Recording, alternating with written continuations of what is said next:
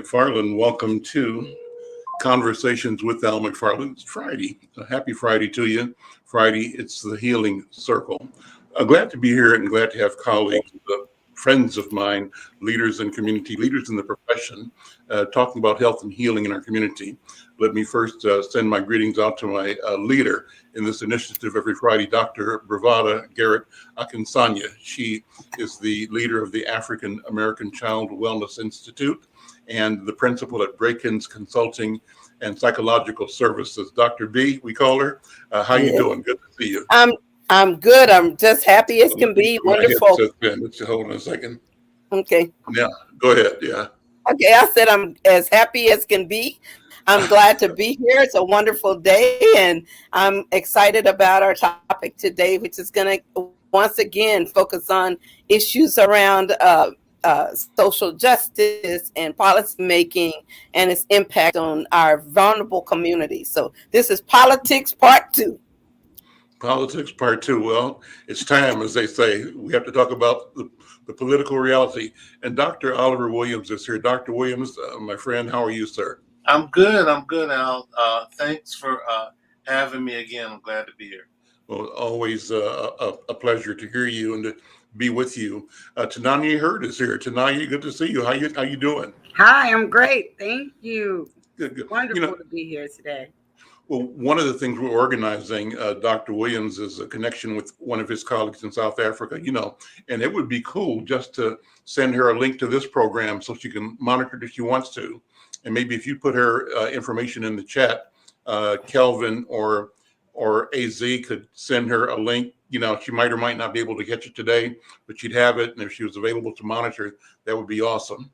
Well, let's begin. But before I begin, I want to say to those who are listening on YouTube or on Facebook, we appreciate you. We appreciate your presence, your voice, your thoughts, and we're glad to be on this journey with you. The journey is a journey towards, I call it self-actualization for us as individuals and for us as a community. And we are pleased to have a chance to use the technology that brings us closer together. I was just talking to Dr. Williams about connecting with a colleague of his who's in South Africa, who we hope to be part of this conversation. What does it mean? It means that, space is no longer a barrier. Distance is no longer a barrier. We are next to each other. We're with each other everywhere, all the time, due to this technology. I think we were with each other already anyway, but hadn't figured out how to both discern and engage each other in the what I call the spirit world or the spirit plane. But digital technology brings it into something, a platform, a mode that we all can agree on and all can use that's accessible. So I'm glad we're doing that. So if you're watching this on YouTube, we want to build our YouTube subscribers to 1,000. We've got about 200, a little bit less than that right now. It's new. We're asking you to help us out by subscribing or to let people know in your world that we're having this conversation every Friday on health, and we want to grow the base. We also are streaming it live to the Insight News and Al McFarlane Facebook pages here in Minnesota. But with our relationship with the Black Press of America, we're streaming it live through Black Press USA. We invite you to share this link to your networks, to your community, to your email contacts, and to participate either by sending us information on the Facebook or connecting on YouTube. We want to hear your voice as well. With that, I'm going to pass the talking stick to Dr. B. Dr. B, I ask you this every week, but I think it's so important to tell people how this works, what the concept is, what we're working with in terms of our culture, in terms of the protocol and the talking stick. Yeah.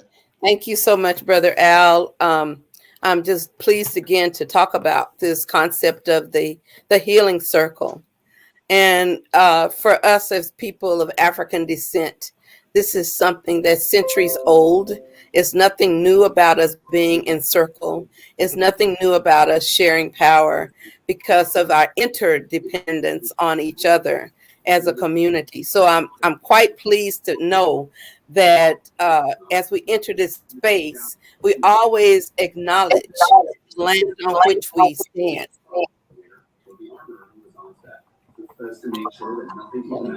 So we had some feedback And we, there at the last sentence. yeah, I'm hearing that. Maybe Charlene, could you? Yeah, there you go. I'm always happy to acknowledge the land in which we stand, and it's the land that was owned by the Lakota peoples and the indigenous tribes who nurtured and cared for this land so that we could all still enjoy it.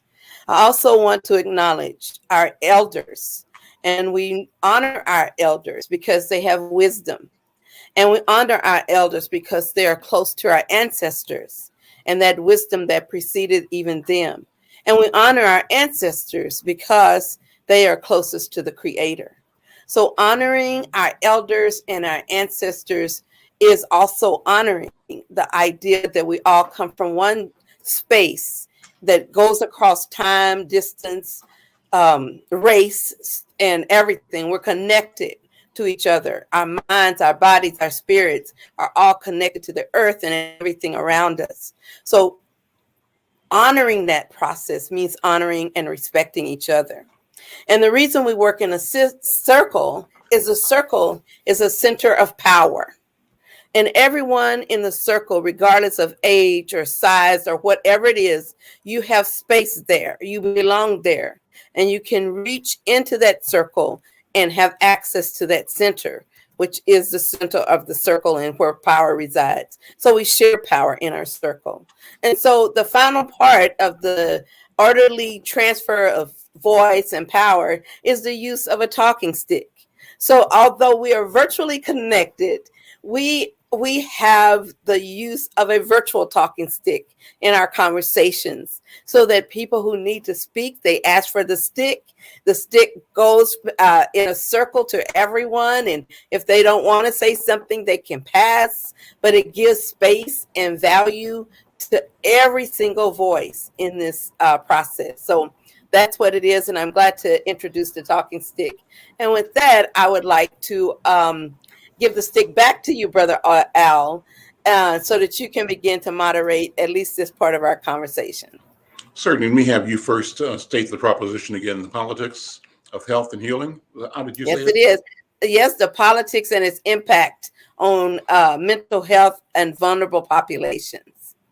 So let me start with just an impression. The impression, Dr. B, is that too often we have allowed ourselves to be discouraged, dissuaded, tricked away from the exercise of our own political power, that we end up being both used and tools of people that have political knowledge, and that we consequently have allowed our own prowess to atrophy at a certain level.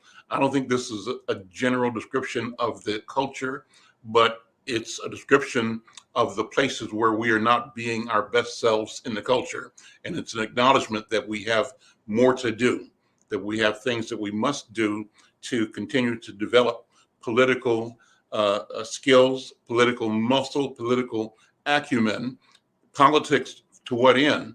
Politics for the purpose of developing health and healing, continuity, sustainability, joy, right? Joy and individual and therefore collective actualization. So as we move towards the November 2nd election, we are looking specifically at political challenges and opportunities that we have a chance to weigh in on.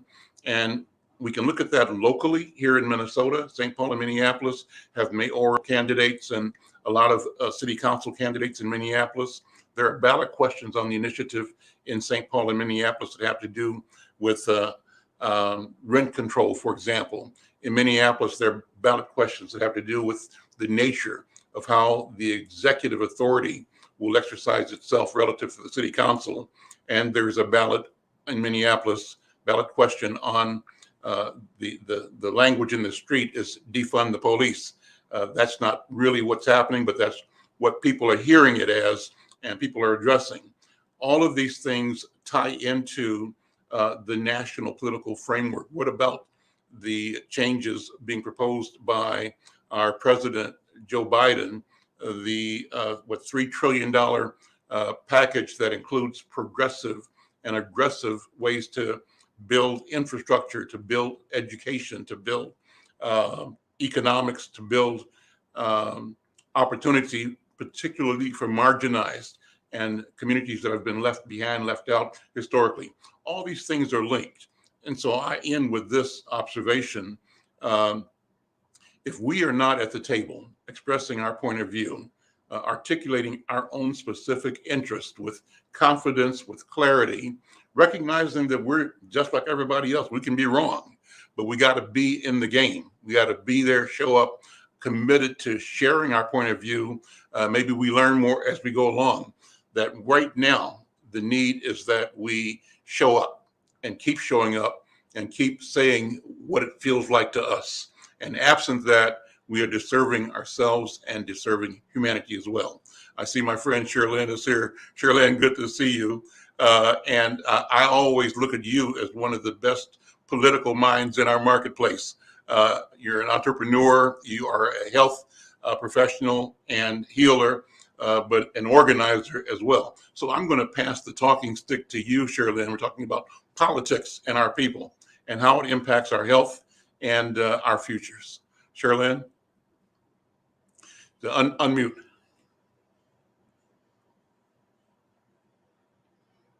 Down at the bottom. There we go. Hello, everybody. This is timely. I talked with my daughter yesterday, day before yesterday, and they had an election in South Carolina, and she worked the polls. I'm so glad she's an activist down there. And she told me it was a black guy and a white guy running for mayor of, her town. And the black guy had run again before, and he got very close. Well, she was working a poll place that wasn't exactly hers. And out of a possible 15 or 1,800 people that could have come through that poll place, 200 and something came. Mm. She said, it's like, my God. And of course, the guy lost, the black guy lost. And I say that to bring it back to this. Why is it we don't understand the importance of voting to policies that impact our lives? We get people complaining every day, they don't have enough food because the food stamps are there's not enough money. Or I'm homeless, I can't afford the rent. Well, there are policies that can help those things. But if you don't think it's important enough to participate in the policies that can help you, then who should care about you?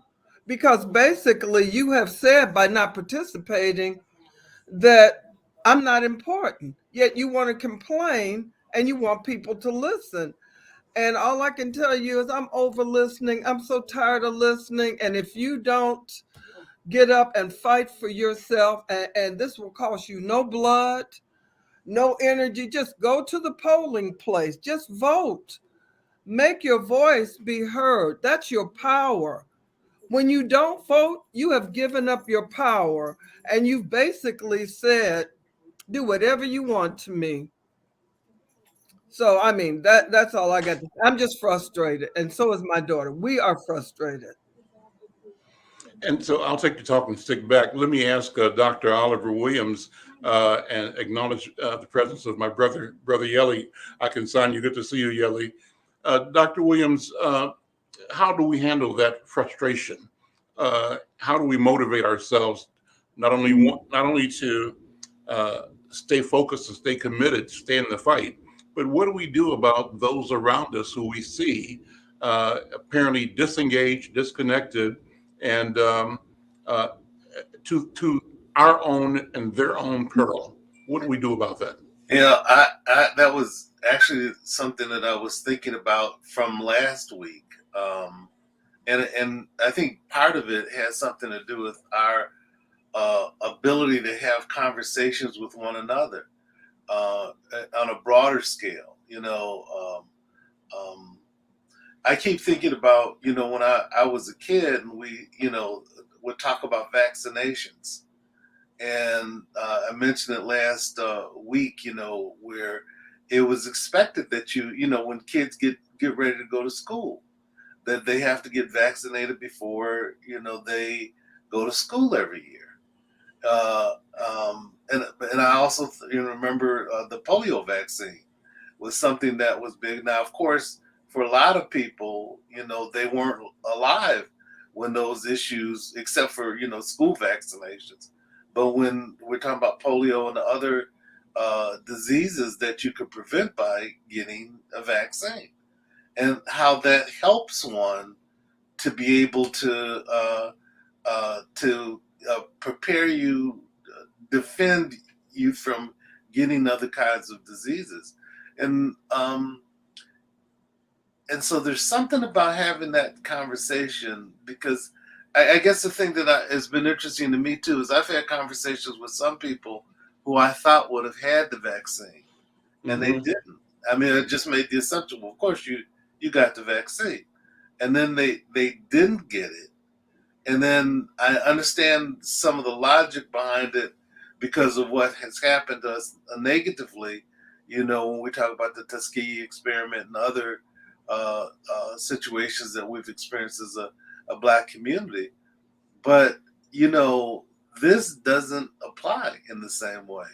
And there was a Black woman that helped to develop the vaccine, and other companies that worked on it as well. But this is something that we're lucky to be able to prevent us getting sick, and we're more likely vulnerable to get sick if we don't get the vaccine. So I'm just wondering the different places that we can go to have a conversation and encourage people. And should we, do something to mobilize the community to get them to places to get the vaccine, or because I do think it's accessible. You can go to a pharmacy and get it. It's free. So there's something about having conversations with people to encourage them to go, and having conversations in church or other faith traditions that people may be connected with, or things within the community, or to be able to encourage people to go get the vaccine as one example. Because I do think we're impacted by a lot of things, but how do you communicate to people what the right direction is, and then what it is that we should do as a community? And there's something about continued conversations with one another, places where we can go to get the correct information and encourage people to get to places for their own well-being. So that's what I think. And I pass this talking stick back to you. Thank you, Dr. Williams. I'm if you're looking at me on screen here, I'm using my iPad here to connect with my messenger list and my groups that I belong to, saying that to encourage people that are monitoring this on social media to do the same. Let your friends know, your contacts know that we're having this conversation. It's an important conversation. And so, I speak to you, Dr. Williams and Dr. B, as mind workers, spirit workers.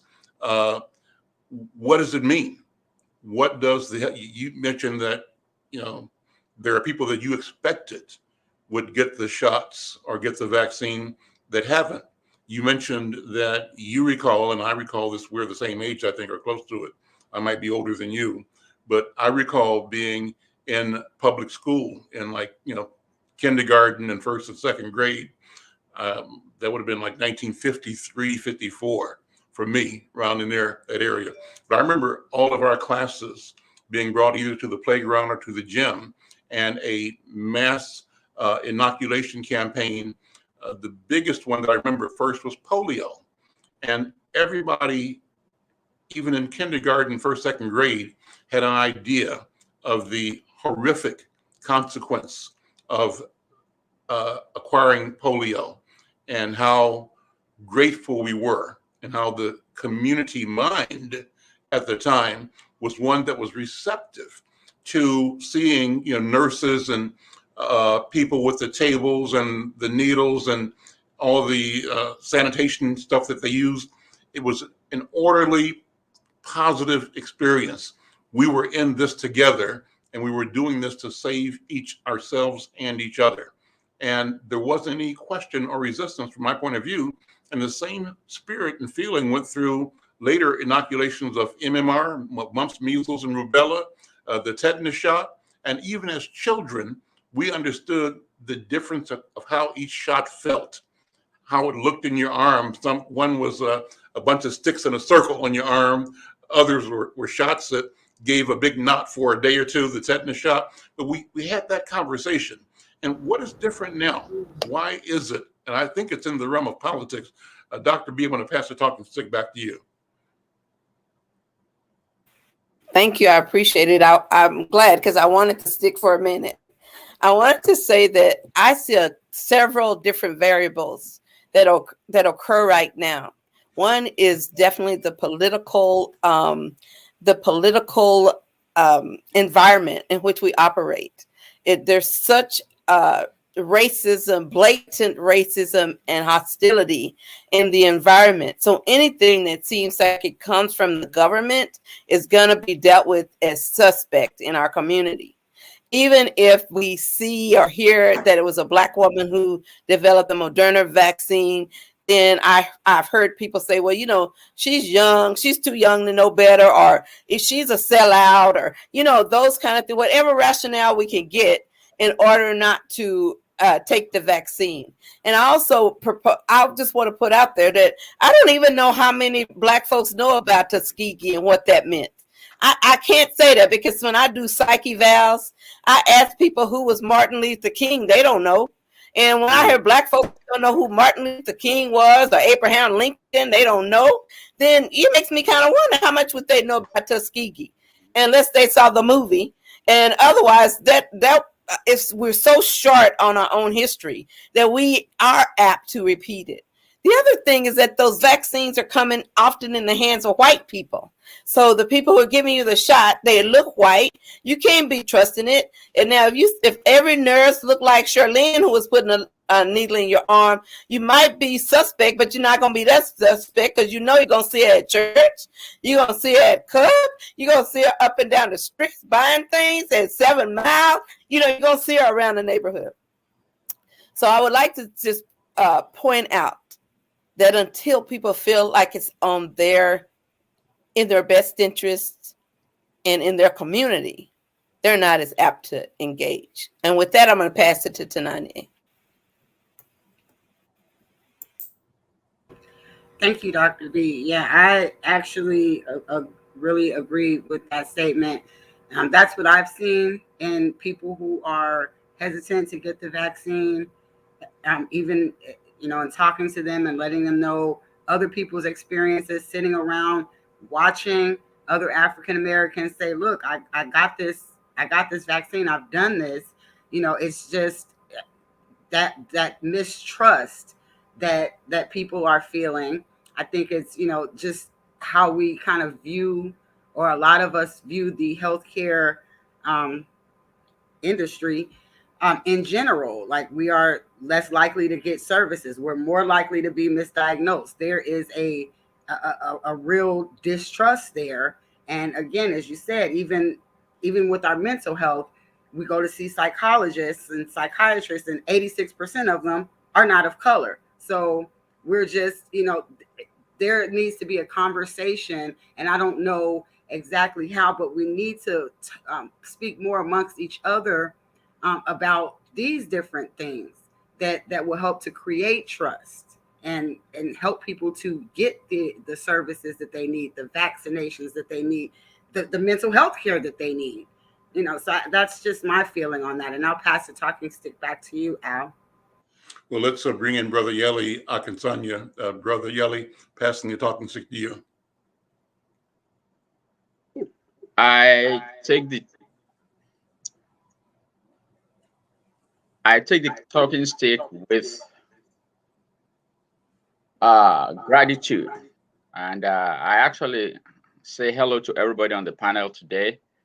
I'm kind of really disturbed, and what Charlene said at the beginning of the show or a while ago, I'm going to piggyback on that. You know, when I was in graduate school decades ago, you know, Dr. B and I met in grad school.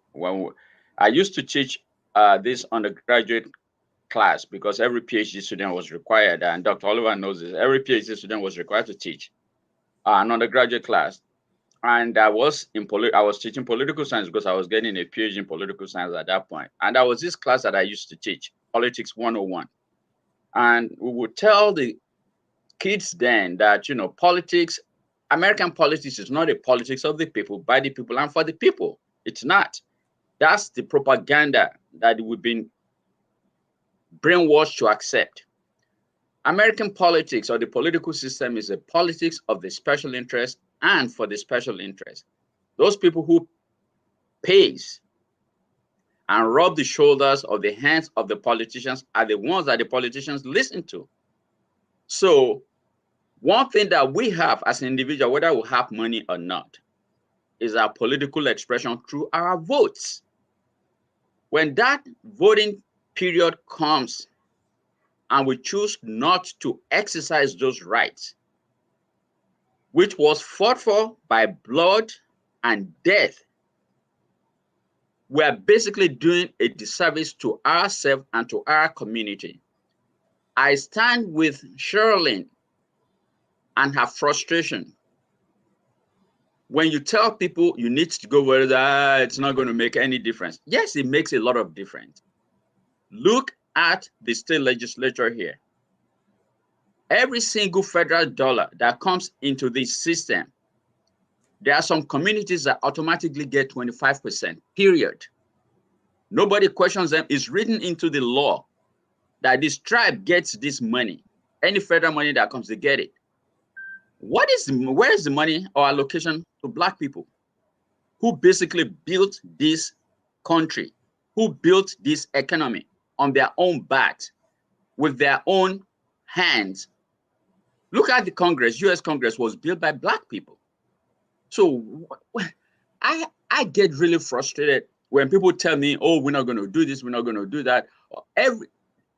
What even makes it worse, we contradict each other all the time. Like Dr. Oliver was saying, when you tell people that Madonna was developed, the group was led by a Black woman, a brilliant young African-American woman, they will find another excuse to invalidate her participation. What is wrong with us? Why is it that we just can't use our common sense to do good for ourselves? I'm going to pass for now because I get so frustrated and go just so infuriated when people cannot use their common sense. That's where I am. I pass the talking stick back to you, Brother R. Thank you, Yeli.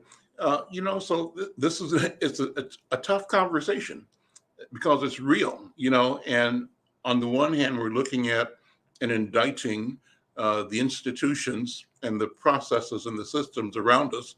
But in the same breath, Yeli, you and I and Sherilyn are really indicting ourselves, our community, for sustaining the oppression that is killing us literally and figuratively. And so there's got to be some mechanism, some process, some breakthrough.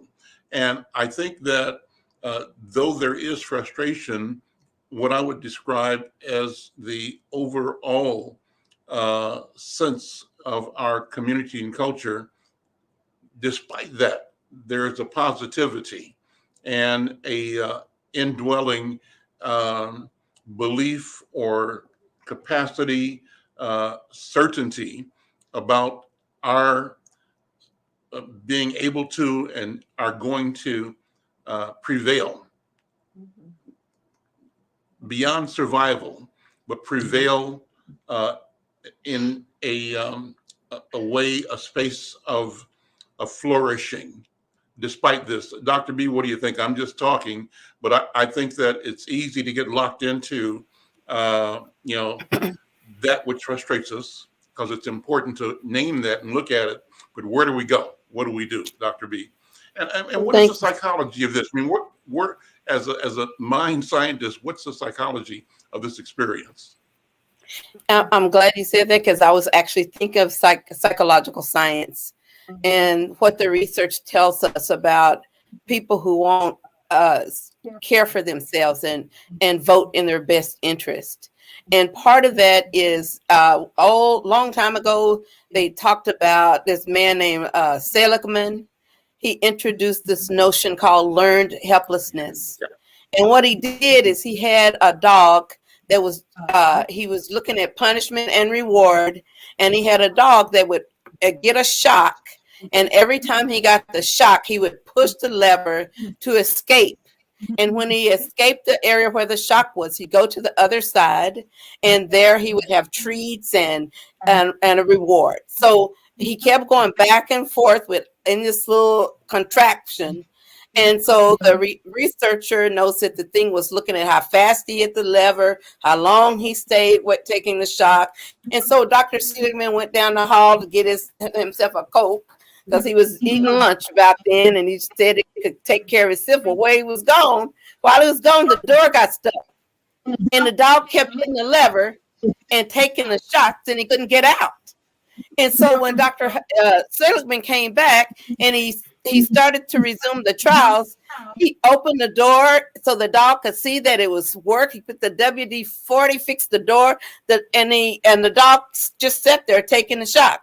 He said, well, maybe the dog doesn't know that it's not the same condition, that he's free now to get over to the other side. So he raised up the door, started the shock. The dog still sat there, taking that shock every 20 seconds. He had learned that whatever he did, he couldn't escape the pain and the shock.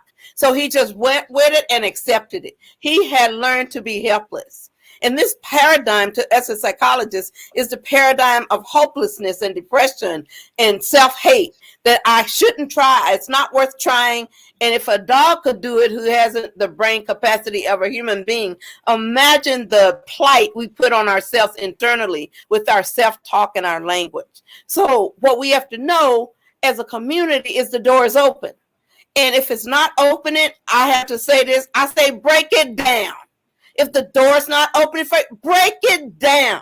And so for us as a mental health scientist, we know that we learn to be helpless. And just like you learn to be helpless, you can unlearn being helpless and learn to be optimistic.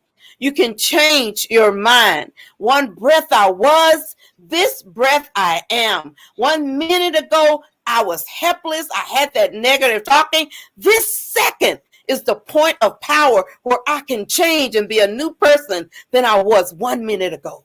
And so that's what I believe we have to teach and talk about in our communities, so that we know, like we used to say in the South in Texas, we's free. We's free.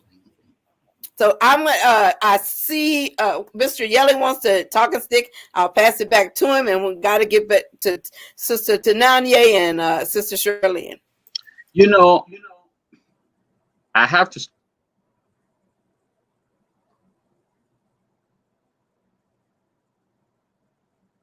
You're mute, Gilly.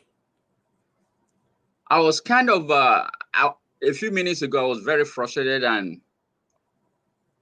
but I have to take solace in one thing. During the last election, I saw something that we haven't done in our community that actually happened. In spite of the pandemic, the Black community made a big difference. Young Black community, Asians, all the people of color. We made the difference this last time. So we could learn, and we learned, and we performed. If it hadn't been for young people, people of color, Black people, specifically in Georgia, we wouldn't have 2 Democratic senators in Georgia. So we can do it. We've already demonstrated that we can do it in spite of the pandemic. Let's keep that up. I'm going now from a point of disappointment to a point of enthusiasm because we've already demonstrated we can do it. And I'll pass the talking stick to Mr. McFarlane. So, thank you, Brother Yelly. I'm going to pass it over to Sherlyn. Sherlyn, I always look at you as a consummate politician and organizer. What are your thoughts? So unmute for me. Okay. Well, I am on the DFL Central Committee. I'm a fighter. While I'm frustrated, I do still hold out some hope. But I think we've got to reach down to the community and not just talk with the educated people, the people who have good jobs or have jobs even. Let's talk with the people in the gang, the people who have gotten out of prison and have their voting rights restored. Or if they haven't, they have relatives and friends who have. And if we can help express to them so that they have a clear understanding about the relationship between voting and how they are doing in life, their opportunities, just like ban the box. Ban the box happened because people voted for that to happen. Had people stayed at home, then getting a job in an apartment, they'd still be pulling up your record and holding it against you. So we've really got to get them to understand to not fight, voting is fighting, is basically to be enslaved to those who do not have your best interests at heart, to those who want to hurt you, hold you back, and re-enslave you physically. Even though they've got your mind, they want to get your body. So for anybody that calls himself enlightened or who professes not to be a slave, you got to act like it. You got to have some fight. You got to go down to the ballot box and vote. And that says, I'm not putting up with it anymore. Because to do otherwise, you are a slave. You are saying, do whatever you want to me. I don't care. I'm not worth it. I've got so much self-hatred. Kick me. Just keep kicking me. So people, I'm saying, please break out of slavery. Slavery is of the mind. As they say, the battle is of the mind. They can let go of your body, but you can still remain in the trap, refusing to go through the door to freedom. Because this is telling you, I can't go. It won't matter if I try, I won't make it. Honey, you can make it. Get up off your duff. Get on out there and vote. Get on out there and encourage other people to vote. Same thing about the vaccine. We got people with PhDs, MDs, and all kind of Ds. I was on the Attorney General's Drug Pricing Task Force, and Scott, what's his name, who was a family practice physician, was on there with me, and he's now running for governor. Don't vote for him, okay?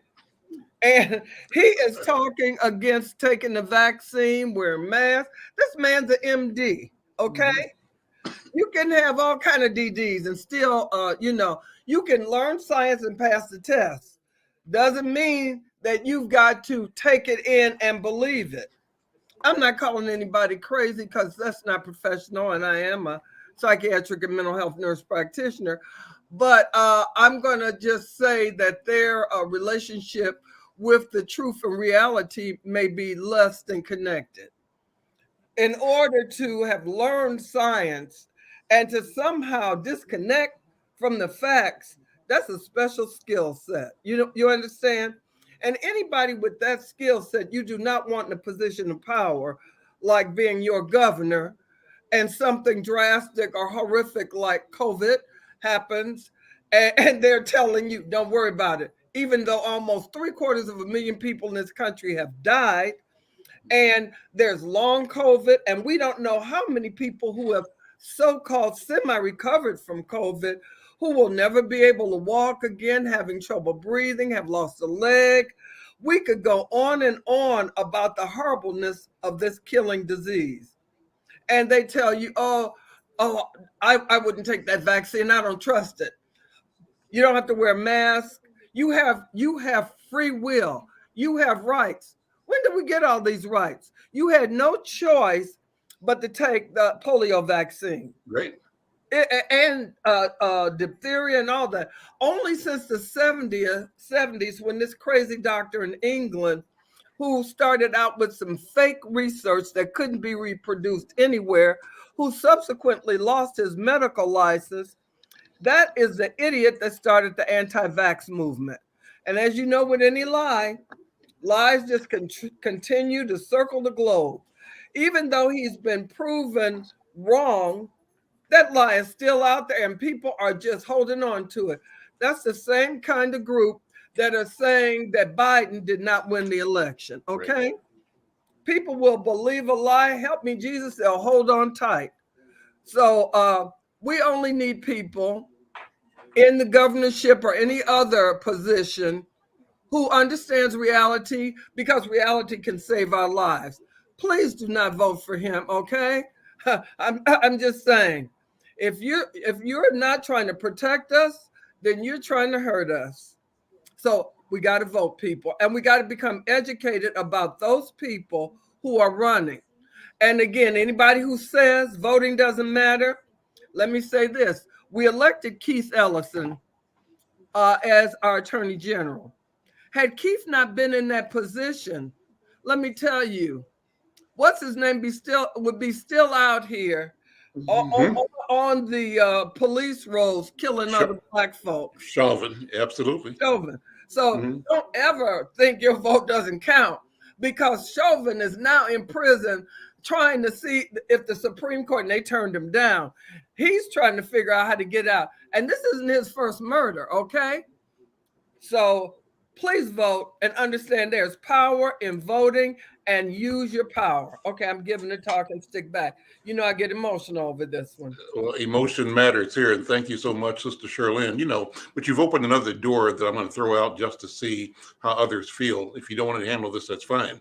But, you know, the court yesterday resentenced the Somali officer that killed Justine, I think it was Damon. And he had been convicted of both second degree and third degree. I think they threw out the third degree murder charge that he's now resentenced on a second degree manslaughter, I believe. I could be wrong, but that's what I think it is. And the number I think I heard in the newscast was that now he's got a new sentence of 5.5 years. And so I'm being skeptical, and I'm being well, I don't know the right words for it, but I'm looking at this from this point of view. It's really not about adjusting his sentence or the fairness or lack of fairness in his sentence, or that he was sentenced, or that he's in jail. He's actually a pawn. His case is a pawn. This is my point of view. And I could be wrong, so I admit that. I'm just one person. But as I'm looking at this, this is the setup to provide a rationale for decreasing the sentence for Derek Chauvin. Our system does not want to punish a white man for killing a black man. And it had to do it, as you mentioned, Charlene, because of the massive and effective prosecution mounted by the Black Attorney General of Minnesota, Keith Ellison. I think what you were alluding to was that if Keith wasn't in place, there probably wouldn't have been a conviction. If Keith wasn't in place, there may not have even been a trial. If it had been left to the and if we didn't have these conversations right now, there might not have even been a charge, because what generally happened, and it's happened all the time, is the police come up with a rationale that comes out of Police Federation 101, Police Federation Handbook. He was afraid for his life, right? And therefore he choked this man to death. He killed him, right? And an apparatus that accepts that and expects us, even though we looked at a murder, to accept that story. And in the past, we had no choice, but we have technology again that enabled us to share what the 12 of us saw who are in the corner with the 12 million or 12 billion on the planet. And the planet was outraged. The community was outraged, and that outrage was righteous and effective in forcing Hennepin County and the state of Minnesota to act like they meant it when they talked about justice. Yeah. Our story is that we know that justice has never been a prime consideration in how this society deals with us as the other. And if we get justice, we're lucky, or it's because we fought for it, not because somebody was kind, generous, or even principled. Because the principle that operates in society is one that, if you're Black, you don't matter. Black lives don't matter, right? That's been the story. So anyway, I'm digressing, but I'll throw that out there just to get your feelings and feedback. I'm going to pass the talking stick back over to Brother Oliver, and all of this for me is about why we have to be political and fearlessly so now more than brother. ever. We can't Excuse go me, back. brother. Excuse me, brother. I don't want to jump on your toes or yours, Brother Oliver. But I noticed that Sister Tanania hasn't had the mic in a while, and she looks like she got something to say. So let me just go ahead and make sure my sister gets the mic so she can do a little education on her own. You got to take a talking stick. Yeah. Appreciate it. You're muted, honey.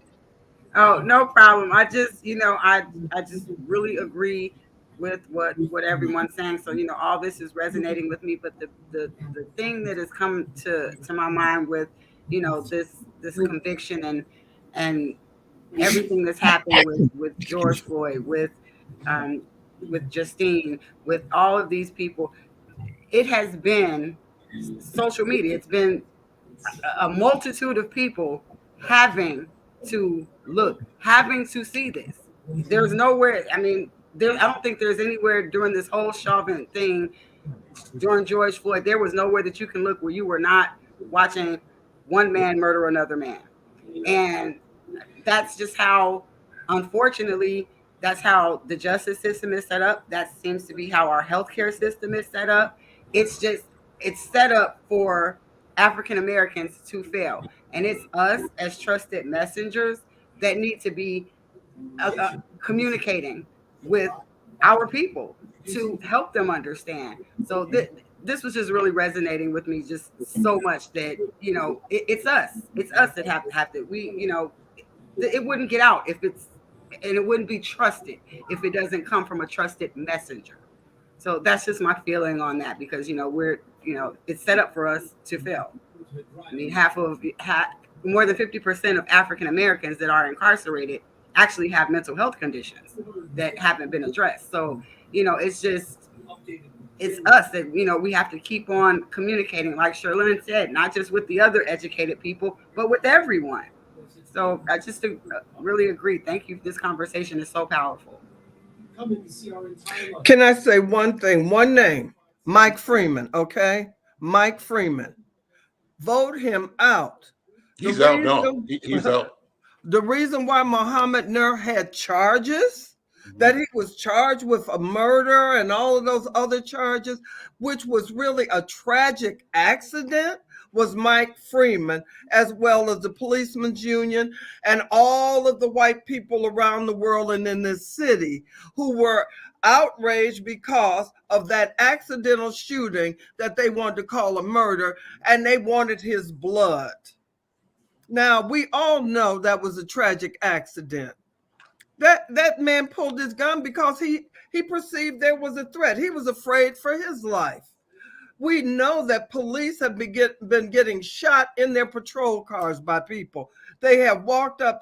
There was a Black woman in New York sitting in her squad car, and someone walked up and shot her in the face. And some more cops down in Texas, and it's happening all over. So why could Nor not be afraid for his life when it's dark outside in the alley? She should have kept herself up in her apartment. It's dark in the alley. Somebody's coming from behind. They hit the hood of the car or the trunk of the car. You hear a noise. Then they show up at the thing. You didn't have time to really focus and see, but there's somebody there. You respond, you shoot. Now, he didn't mean to do it. God knows he didn't want to kill her or even shoot her at all. But he perceived a life and death threat and he responded to it. This is the first time I believe that somebody was afraid for their lives. The rest of them were just simply lies and exaggeration. So that's enough from me. Who you passing the stick to? Oh, Brother Oliver. Yeah. Thanks, Sherilyn. You know, one of the things that I think about is, you know, as we're talking about the politics of things, you know, this game that police have used over the years is not new. You know, I keep referring to the Detroit riots and looked at what happened, and you can see it in the movie Detroit. But the outcome was the same outcome as we've had in so many other situations where there's been a police shooting and misconduct. So when I think about politics, that's politics too. And one of the things that was interesting to me about watching what Keith did is he was aware of those politics, but it seemed like, you know, you were aware of what those things are that are barriers to you getting justice. And you try to challenge those things so they're not impediments, not barriers for you to be able to get justice. And he did a good job of doing that in this in the Chauvin case. And I think about it too with regard to, you know, what Dr. B was talking about as well, is how we end up seeing situations ourselves. Like, I remember this young man, as a case years ago, and he ended up basically blaming the victim. He said, but blaming Black people about the experiences that we have, rather than looking at different challenges that exist in politics. He said, we must have done something really horrible in our history as Black people for us to experience the things that we've experienced. And I'm thinking to myself, I said, nah, you know, how do you, and which is a question, how do you help people unlearn that? Mm-hmm. How do you end up encouraging people to have a different and better view of our community and recognize the things that are visited on us, as which are consequences of race? And I think, and what's interesting, the blowback from that too, I think that when somebody stands up from the community to protest situations, the consequence of that is that they may be the target themselves as a consequence of standing up. And so with that, I want to pass the talking stick back to Dr. B or Al. Dr. B, go ahead. Thank you. I'm going to pass it to Yali Akinsanya, and he's going to take it on back to Brother Al. Brother, you said something a few minutes ago about making an example of the officer who mistakenly killed this white person. Can I hear you? Yes. Can you hear me? Yes. Okay, go ahead. They were making an example of him because Black person or a Black officer cannot kill a white person. And if you made a mistake to kill a white person, we're going to punish you. I'm going to make sure that, you see, that's on the state level.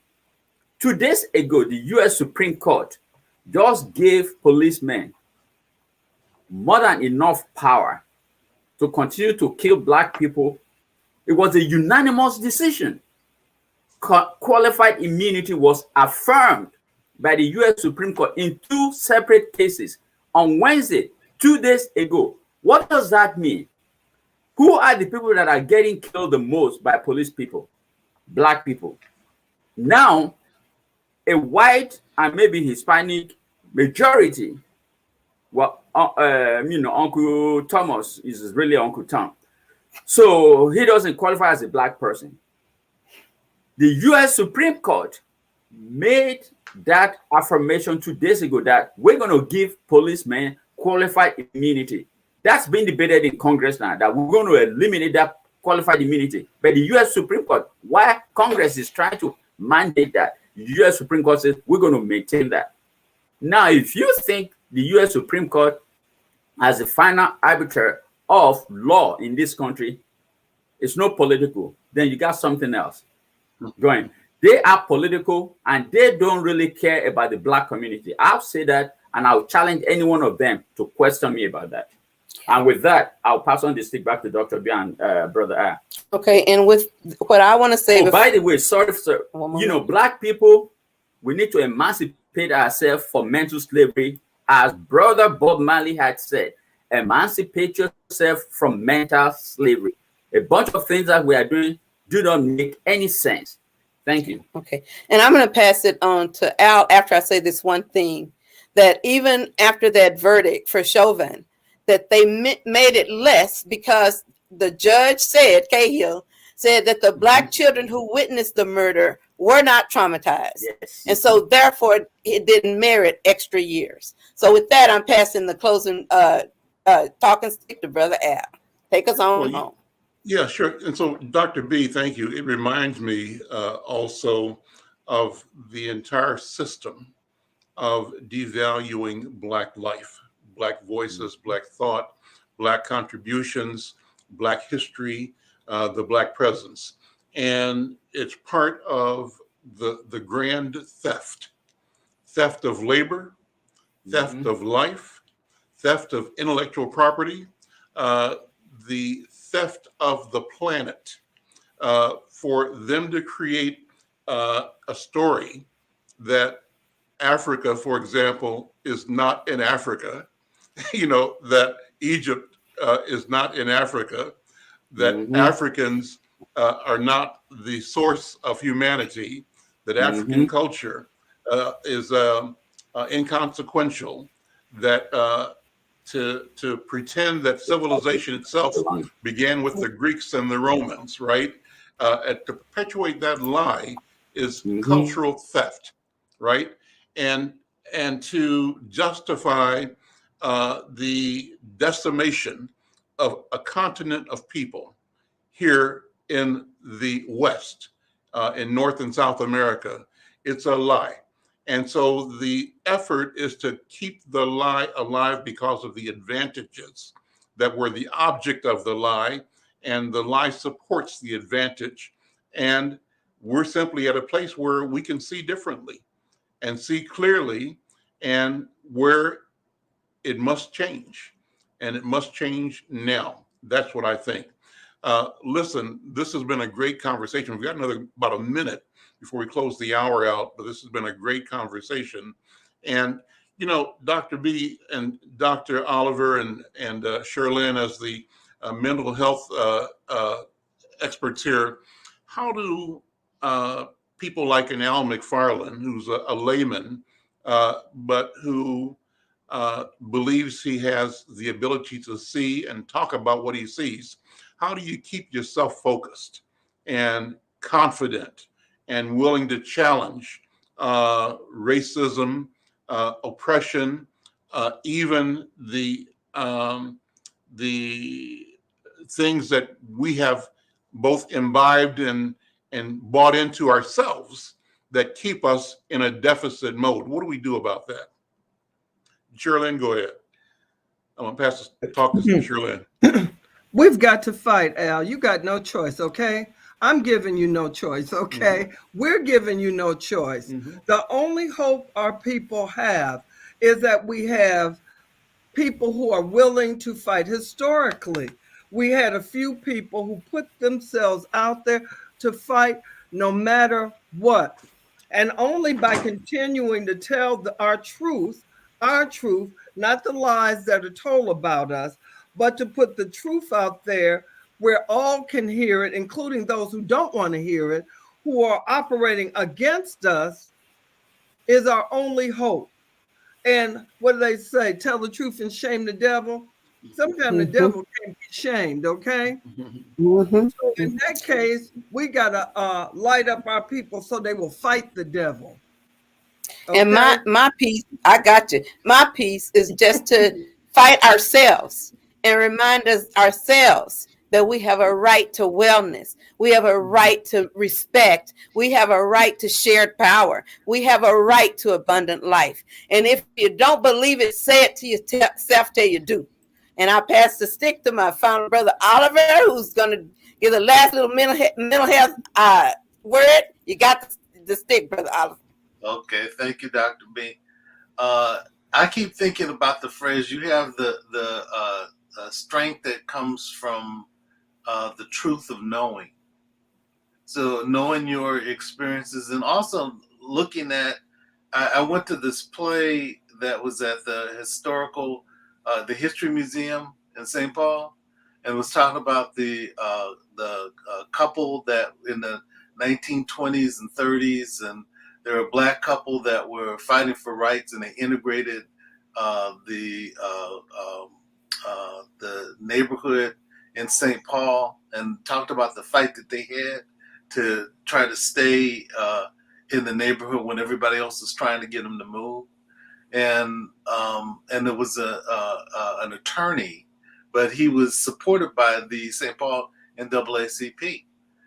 And watching, the example of him and his wife, because they gave her credit and standing on her own in terms of pushing things and them not moving.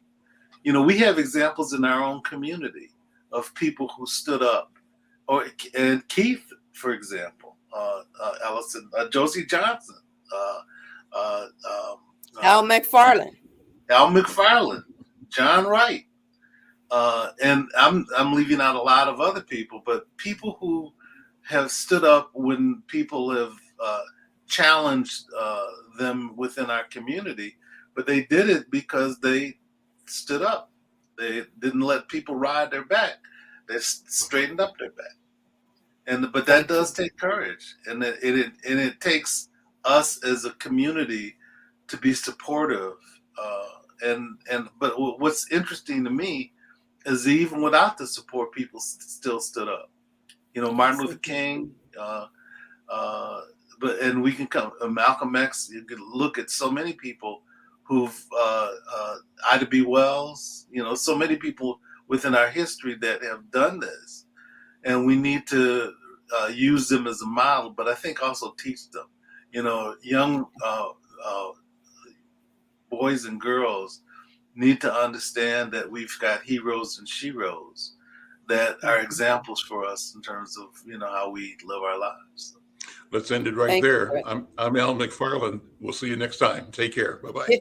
Healing Circle.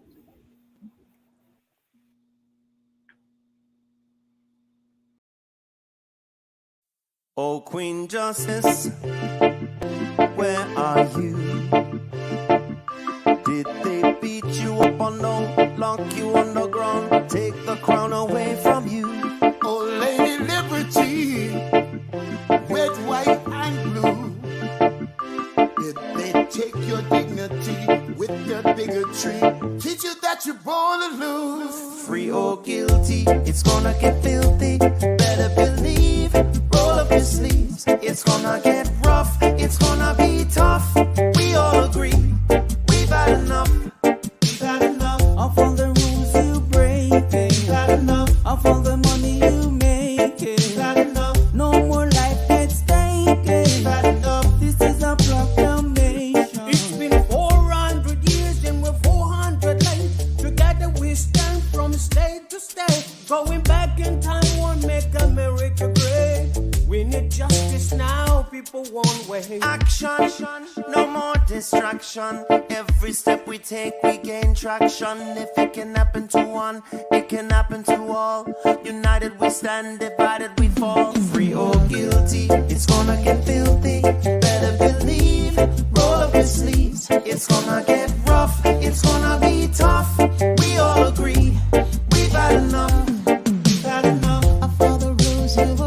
taken. We had enough of all the money you were making. We had enough. No more life gets taken. We had enough. This is a proclamation. Free or guilty, it's gonna get filthy. You better believe this roll up your sleeves. It's gonna get rough. It's gonna be tough. We all agree. We've had enough. We've had enough of all the rules you're breaking. We've had enough. All the money you're making. We've had enough. No more life gets taken. We've had enough. This is the proclamation. We've had enough. Trayvon Martin and Tommy Rice. We've had enough. Michael Brown and Eric gonna pay the price. We've had enough. Philando, Breonna, George Floyd. What? We've had enough. So many gone. How can we fill the void? How can we feel? We've had enough. John Crawford, I know you've heard. We've had enough. Sandra Bland, come on and take a stand. We've had enough. Sean Bell, what the hell? We've had enough. Freddie Gray, did you hear what I said? We've had enough. This is a proclamation.